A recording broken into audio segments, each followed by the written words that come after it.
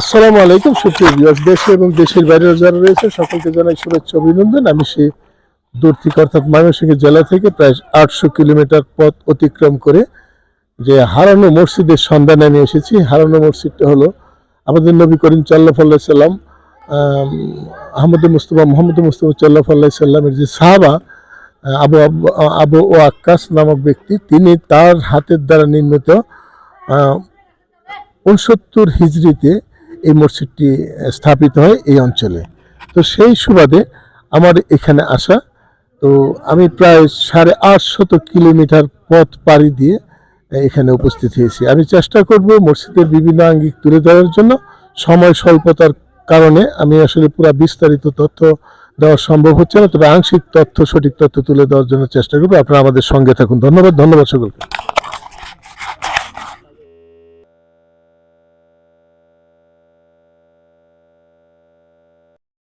আপনারা দেখছেন হারানো মসজিদের যে পশ্চিমের অংশ।